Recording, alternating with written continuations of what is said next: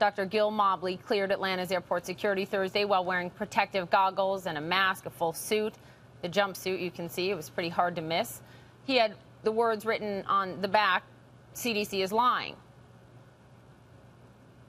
Yesterday, I came through International Customs in the Atlanta airport. The only question they asked arriving passengers is if they had tobacco or alcohol. That is dereliction of duty. The CDC is asleep at the wheel.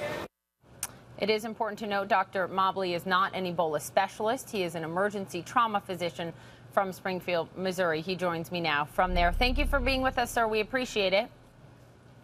Thank you for allowing me to get the message out, Poppy. What did you want to hear from Customs and Airport Security when you returned from Guatemala into the United States? It would have been nice to have been asked, had I been exposed to anyone sick? Had I been sick myself? Have I had a fever? You know, and where I've been. All they asked, like the spot said, did I have tobacco or alcohol? And the same day in USA Today, it said that we were screening at airports. Well, to be fair here, sir, you were coming from Guatemala, a country where they haven't had one single case. I do want to play for you a doctor from Atlanta who criticized what you did at the airport this week. He called it theatrics. Listen. I question his tactics, and I think he's assaulting his own credibility. We do have the duty domestically to protect the American people, and I think that some of our investment should go into the rather straightforward act of assisting with airport screening. So what's your reaction to that? Can you understand where he's coming from?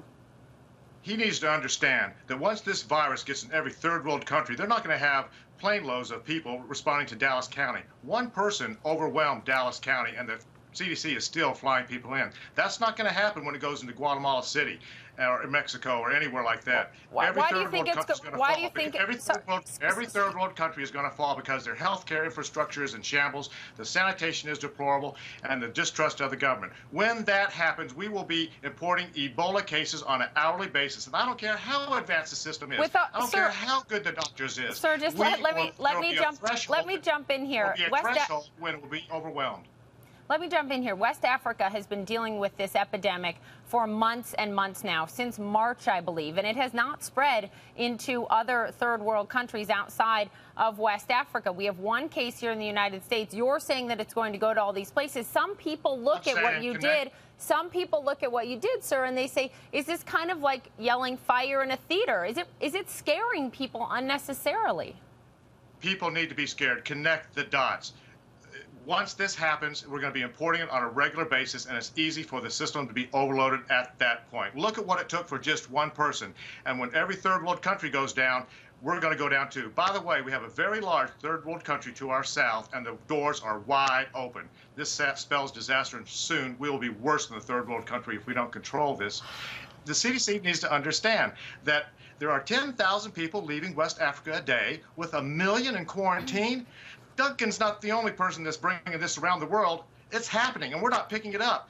Dr. Mobley, let me ask you this, Dr. Mobley.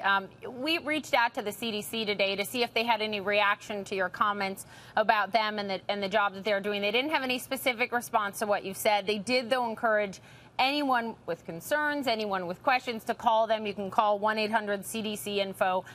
But my question, have you called the CDC to talk to them, ask them for a meeting, sit down with them?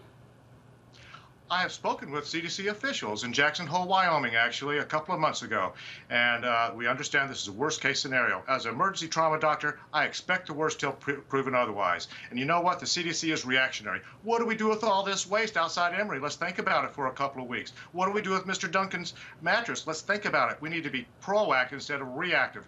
Policy, procedures, and protocols need to be in place, and Friedman's been derelict in his duty for not getting airport screening until I made a big stink 2 days ago. Either they're lying or they're grossly incompetent and not connecting the dots, saying this is going to consume the third world countries and overwhelm us. America, mankind is in peril. That is my message, and I appreciate you helping me get it.